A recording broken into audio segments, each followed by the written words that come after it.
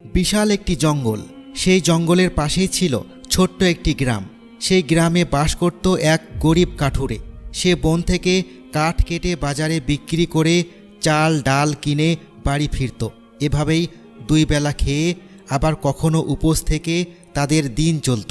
গরিব কাঠুরে ও তার পরিবারের লোকেরা ছিল খুবই ধার্মিক। তারা কখনো সালাত সিয়াম কাজা করত না। দুবেলা খেয়ে আবার কখনো উপোস থেকেও তারা কখনো নিজেদেরকে অসুখী মনে করত না। প্রতিদিনের ন্যায় সেদিনও কাঠুরে বনে কাঠ কাটতে গেল, কিন্তু বনের মধ্যে ঢুকে নিকটে কোথাও কাটার উপযোগী কোনো কাঠ পেল না। ফলে মাইল খানিক হেঁটে বনের গভীরে গিয়ে সেখানে বেশ কাঠ পেল। তা কেটে নিয়ে গ্রামের বাজারের দিকে হাঁটতে শুরু করল। কিছু দূর এগোতেই ভীষণ এক গর্জন শুনতে পেল। ভয়ে কাঠুরির বুক হিম হয়ে গেল, কারণ একটা